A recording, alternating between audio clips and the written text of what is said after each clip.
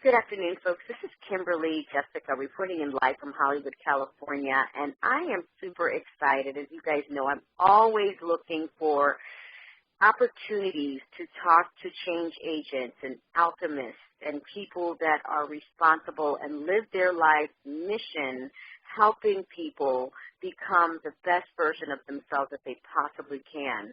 And I'm always on the lookout for people that they've overcome obstacles. They've done it. They've lived it, been there, did that, and now they're helping others do the same, and they're sharing tidbits of their journey with the world. And I'm just really excited to have the opportunity today to be interviewing none other than Jen Kelchner. I'm making sure that I want to make sure that I'm not butchering her last name, but this is an amazing lady. She's an expert at unlocking what makes people become truly and fully engaged with their lives and their businesses. She partners with executives, entrepreneurs, professionals, organizations to help in assisting in creating radical transformation to propel them forward. Basically, transformation is her livelihood, and she's an expert navigator of change. She's also one of the co-founders of the Forbes Coaches Council. Without further ado, we're so excited to have Jen on the line with us. Jen, are you there? I am. Thank you for having me. I'm really excited to be here to talk to everybody today. I am too. And now, did I butcher your last name? Did I get that right? No, you didn't, but most people do. But you nailed it. It was perfect. Thank you. Oh, wow, because, people mess up my last name. It's like, okay, it's like, they'll say vowels, and I'm like, dude, how do you get vowels out of bowls? But that's not my last name. Seriously, get it together here. There's an E between the S. Okay, buddy, it's bowls.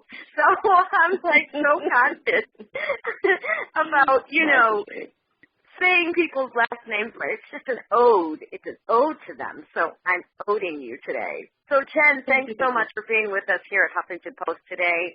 Jen, you're doing so many amazing things. You're a management consultant. You work in performance and process improvement, change management, train facilitator, master mentor, motivational speaker, goal setting and competency training, leadership development.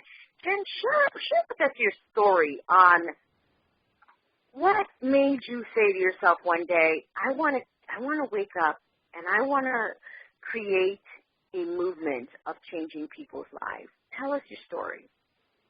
Well, I think, of course, it's always easier to tell a story in retrospect, right? So I've had enough time to look at in hindsight to figure out kind of what really led me to where I am today. And it's a culmination of things. The bigger part of my journey started about 6 years ago. I was in a Fortune 100 company in management role, and I enjoyed and still to this day love the company that I worked with, but I was still meeting an agenda. And so when I would coach and help people, in their career paths and getting where they needed to be, I still felt like I was stuck because you could only go so far dealing with. And I knew something wasn't right for me. I felt like, I was coming out of my second divorce. I had children to raise, and I was a hot mess, basically. And so I decided to just launch out onto my own without a safety net or anything and just do it. And so I started a personal process of self-discovery and self-assessment and really finding what I needed to do for me while also launching my business where I could help other people. And what I began to find rather quickly was as I was unlocking those pieces for myself, I was finding that I could quickly help other people overcome where they were at. And so that's kind of where it started. And in looking back, the bigger part of the journey is realizing that as a young child was when I started to suppress who I really was. I was kind of being conditioned to suppress to make other people comfortable. And I often refer to it now. I was, kind of recognized by high school that I was just a pretend person. So my decisions I was making, what I mean by that is for somebody that wasn't me. It was for this persona that I was carrying that made others comfortable because I was an exceptionally curious and strong-willed child, and that frightens a lot of people. And so that's really where it started, that whole cycle, and that's something that I really, really work on with people now. That's pretty powerful that you said that you were a strong-willed child. I was a strong-willed child, and like you said, that does scare a lot of people. And when you live your life pretending and faking it through to get along, to be with, to be a part of the tribe, to get approval, to be loved, it's almost like you're buying and your way through life, and you're selling a part of yourself, betraying a part of yourself, so that other people can be happy with themselves around you. Does that make sense? Oh, absolutely. And I think you hit the nail on the head. Really, at the end of the day, everything boils down to us, whether we know it or not, is we're striving for acceptance and approval to say, hey, I'm over here, I've got my hand up, I'm valuable, and I'm worthy, and I want you to see it. And oftentimes, because the way life deals its cards to us, we stop believing that along the way and then go to the place of, well, I don't have anything to offer, I'm not valuable, I'm not worthy. And that's, the underlying piece. Even when I work with top business leaders, it always comes back down to the root of an issue for you as an individual. How you communicate, how you deal with your stress, everything goes back to that. And so when we get to the place that we can see our own value and our worth, and I teach my clients about embracing your weird, your unique hardwiring and your stuff that seems weird to somebody else. Uh-oh, Jen, I think I'm losing you. Jen? Sorry, can you hear me now? Yeah, you're going in and out a little bit. Can you hear me okay? Yes, I'm going to. There, can you hear me now, Kimberly? Yeah, a little bit better. Okay. Uh-oh, you went out again. Jen? Just one second. Okay, can you hear me now? Yeah, you're kind of going in and out a little bit. You're blanking in and out. I mean, I can hear you saying, can you hear me now, though? I'm sorry. I'm relocated to a slightly better position, my little stronger signal for you. There you go. Okay. So, yeah. So you were on the flow. You were on a flow here. So you were saying, I lost you. I got lost in it. So go ahead and continue. Go ahead, Jen. Well, just really, getting people to understand their value and what they have that's unique to them. And that's one of the greatest things that we teach with our programs that we've developed. Yeah, I love the fact that you said teaching people to love their weirdness. That's when people are, let me jump around now. So I see you have a site called, let me look at it. It's a site that's called, it's about competition. Comparison is a killer. Yes, comparison is a killer. And you hit the nail on the head when you said, finding your weirdness. And, that's where you stand out from the rest, in my opinion, because it's your personal secret sauce. It's your personal signature style. Everyone can make an apple pie, but do you add more nutmeg? Do you add ice cream? Do you add butterscotch ice cream instead? Do you add more cinnamon? Do you add more nutmeg? Do you add more vanilla? What's your secret sauce? What's your signature style? What's your unique weirdness? And so I like the fact that you help people with that, basically finding their signature style and their weirdness. And that way they're not able to do the whole comparison thing. Can you share with us the comparison is a killer and how that got started? Absolutely. I think it was part of, was talking about this 5-year journey I went on in terms of my research.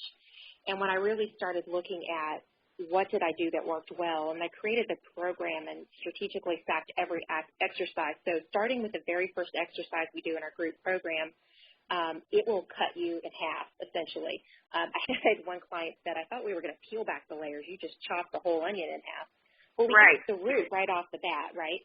So there's 3 real pieces that we kind of general components we deal with in comparison. And the first part we look at is our identity, and that's really the origin of who we are prior to the world reshaping us, really getting in and digging through the disbeliefs we may have in our mindset around our value and our worth. And then we move into unlocking what our genius zone is. So the problem that most people have when they're looking at comparing themselves either in life or business, they're saying, well, somebody else can do this better. I'm either too weird or maybe I don't have the right education. But really what they're missing is if you know what you're great at, what you bring to the table, you realize then not just the fact that you have a seat at the table, but you know how to leverage that. And you'll always be great at what you do if you're focusing on those core strengths that you have uniquely hardwired into you. And then the third piece that we focus on is really around mindset. Everything from choosing the right sets of vocabulary to strengthen those mindsets, how to make better decisions. And when you do that, again, you're really looking at setting yourself on a path that you prefer for your life, that you want to see desired, whether it's a lifestyle or it's starting a business or just a career path. Any of those pieces fit into it. Because you cannot separate who you are from what you do as a career person, from what you do as a business leader. You cannot separate the two. You're the same person everywhere you go. And then the other, underlying facet that we talk about is that we really are truly interdependent of each other.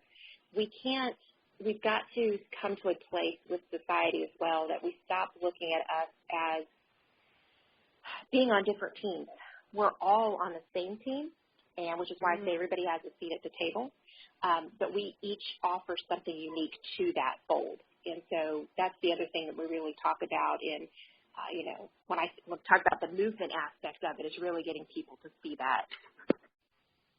Wow. Even talking to you, I've gone through, I remember starting my journey back in 2000 and really in 2000, but then I started doing some work with Tony Robbins and then John Maxwell and then Coach Bill and then Coach Training Alliance. And it's like you go through all those programs and then I'm listening to you talk and I'm like, I wonder what other aspects of myself can I find if I worked with her? Just meeting you and talking to you, this is what you just did for me just now. Without any... I appreciate that. without any coaxing, mind you guys, I just talked to her for the first time today. I had tons of fun, by the way. Had good laughs. And, just like you said, you are your brand. You take you everywhere you go with you.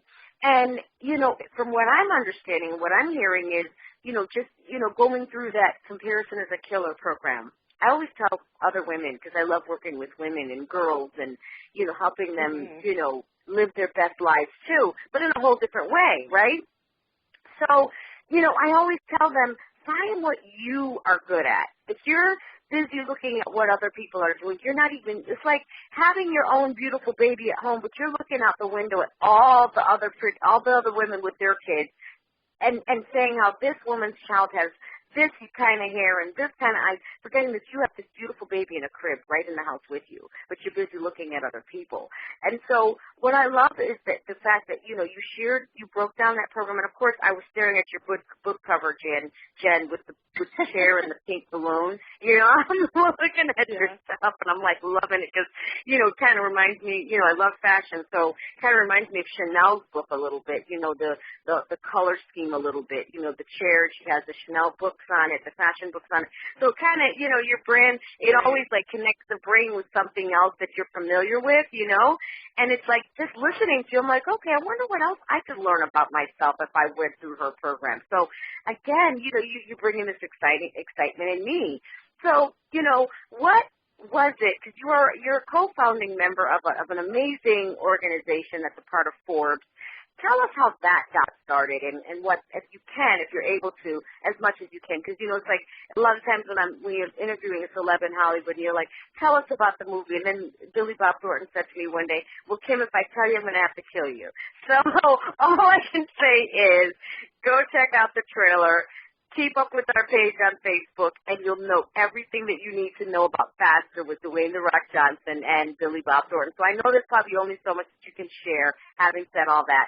So tell us what you can about the Forbes Coaches Counseling, being a co-founding member, and what that's done for you, and how'd that happen, because that's huge. Yeah, so Forbes councils, I think we're up in total to about 8 different councils now, and they all specialize in different verticals. And they reached out to me about a year ago and asked if I would be one of the founding members.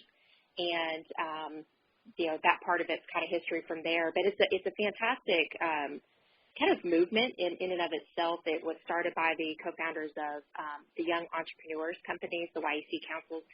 And what we're able to do is they offer us an opportunity to be able to speak on leadership and, just kind of as the thought leaders that are part of the group, to be able to address things from career strategy to leadership and developing things from there. So we kind of, every month, we're kind of, looking at new ways to engage and strengthen the top leaders that are part of the group, and then as well what we can do back for the community. So most often you'll find us as contributors on Forbes, writing on things from leadership to career strategy or entrepreneurship. Wow, it's been a lot of fun. It was. I have to admit, I was a little surprised that they found me. It is just one of those things, you just don't think certain things about yourself, or at least I don't. And so it was definitely an honor, and it's been a huge privilege this year. I've met a lot of amazing coaches and entrepreneur leaders around the country, and have gotten to learn from them and vice versa. So it's definitely been an honor. That's amazing, to get in on the ground floor at that. Anytime you get into a ground floor of a company that's going to be over the top, that definitely has its privilege, and that speaks volumes about how they view you as well. Now, I know, we're jumping around a little bit. So you went cold turkey, left corporate America cold turkey. How did that impact your family? Because a lot of women that are moms, they'd love to do what you did. How did that affect your family, with you going cold turkey like that? And what would your advice be to women that want to do the same, Jen? It wasn't easy. I'm definitely the type of person, I scare the crap out of my family. I'm not risk averse, so I look for ways to things that are in the right level of risk, I guess. So for business in particular, it's easy for me to leap. I'm a big thinker. I'm a big dreamer, and I often don't calculate as well as I should some of the other things. So starting out, my biggest recommendation is definitely plan and have the right strategy in place. And it may take you, 6, 9, 12 months to be able to fully execute your plan. But as far as how it affected my family, I think initially, like I said, it was just it scared everybody because I was just going to do it regardless. But what I learned out of it is I've seen the changes, particularly in my sons who are mostly grown at this point, and I see them taking bigger risks and dreaming bigger and thinking bigger than they did previously. So I think ultimately the outcome of stepping out, this massive step of faith to do something big and make my own way in the world, I think ultimately it's had a better impact on my family, as the years have gone by versus that initial, we're scaring everybody by just, taking the big leap to do it. But always have a good support system in place if you're going to do something, launching out on your dreams. Just have a plan, have a strategy you can execute, and a support system you trust to back you up. Because most of those days of doing anything on your own, which I'm sure you know as well, Kimberly, it can be challenging to have your head in the right place, to get your emotions in check, and to keep pushing forward when it feels like nobody's listening. And that support system, like you said, is so important. And I found that with me being an innovator, basically I'm a trailblazer. Whether somebody supports me or not, you tell me I can't do something, I'm going to go do it more for the better. Since you told me I can't do it, you know what I mean? Since you have so little faith in me, I'm going to go do it even more. And like you said, it's so important to have that support system in place. And again, I just want to applaud you for taking that risk, because now you can help others, overcome any obstacles that they may be dealing with or apprehension, and really do it in a way that it's creating some sort of a cushion as well, so that it's not scaring so many people. Because a lot of times people do the craziest things when they're scared, and it can be dangerous and detrimental when people are scared. We've seen it throughout history. When somebody's scared of a certain thing, they go ballistic, and they can really cause a lot of damage, relationships, and because people are scared. So I know I scare people too, but I can't stop my life to please someone else because they're not comfortable. Me either. Right, exactly. So, and I know I make people uncomfortable in my family, and that's not my problem. You just really have to do what's best for you at the end of the day. As long as, of course, you're not hurting anybody. I'm not going to tell you to go out there and do what's best for you, and doing what's best for you is actually hurting animals and kids. You know what I mean? Right, That's right, totally absolutely. that's not doing what's best for anything. But, doing what's best for you in terms of living out loud, and that's what I basically see you doing, is living out loud. You're living your life by design and not default. And Jen, I'm just really glad that we had the opportunity to have this chat with you. Is there anything that you want to share with us before you go? And, any last tidbits that you want to share? And then, of course, share how we can get in touch with you, how we can work with you, and your website, email address, and how, your social media, et cetera, et cetera. The floor is yours. Absolutely. I would say, the thing that I want to always remind people of is that you are loved, you are valuable, you are worthy, and you're accepted, even if that's not what you're hearing right now in your ears, or maybe you don't even feel on the inside. You do have a purpose and you have a voice that the world needs. And your voice doesn't always mean that it's an audible voice. It could be through actions. In fact, most of the time it is through actions. But be cognizant of that. Just because you think that someone else is doing something just like you or has the same idea, know that there's plenty of work to go around and that your voice will reach a different market or segment of people that need to hear your story and what you have to share. And then I would also say that don't be afraid of what you think is going on in your head. Fear is lying to you. And so if you know in your gut, trust your gut. If your gut's the thing you hear in the first 1 to 2 seconds of having a thought. If it's any longer than that, it's your mind telling you something else. So always trust the gut and go with that. So if you have something burning in you right now, it doesn't mean you have to launch a business. It might be sharing your story with a neighbor that you think, needs to hear what you have to say, that could relate to something you've gone through. We too often discount those things as not being as important, or that somebody may not need to hear it. So if you feel that nudge in your gut, go for it, do it, launch out, and do some big things. I'd love to work with everybody. I am actually got another group session starting up in July. We run for 6 or 13 months and take everybody through comparison as a killer. And we also have a business component to that. If you are running, operating, or looking to launch a business, you can reach me at hello@jenkelchner.com. That's JenKelchner.com. And pretty much can find me anywhere on social media as @Jen Kelchner. And I'd love to connect, talk to you. Just schedule some time if you want to chat and see if we're even a right fit for each other. Because oftentimes when we reach out to great coaches, it still may not be the right fit for us. So it's always good to have a conversation and make sure that we're gonna be able to jive and you get what you need out of your coaching experience. Wow. Well, folks, there you have it. If you're ready to take major leaps in your life for the next 13 months, instead of living your life where January 1st you're talking about, well, on January 1st I'm going to lose 100 pounds, and on January 1st I'm going to do this, and I'm going to do that, and you're just talking, like I call them talking heads and robots, just being a robot for life. That's my robot voice. On January 1st I'm going to do this, on January 1st I'm going to do that. Why don't you just take a leap now? Take a leap now, design your life, work with Jen, and in a year from now, you can do a comparison contrast. This is where I was before I started working with Jen, and this is where I am now. I have my business. I'm in profit mode. I learn more about myself, et cetera, and that's living life by design. So, Jen, again, I just want to thank you so much for taking the time to interview with us today. Kudos to you for the amazing things you're doing, and I would love to have you back for phase 2 of highlighting women entrepreneurs that are doing amazing things in life, creating movement while serving others and having great income. I'd love to have you back for phase 2 of our exclusive totally and welcome it. Me too. Let's talk about that when we get off. So thank you so much, folks, and thank you so much, Jen, for being here with us today and being a part of our series. And we will talk to you soon. Kimberly Jessica signing off. Thanks, Jen. Thank you. Yes, ma'am. Bye-bye. Bye-bye.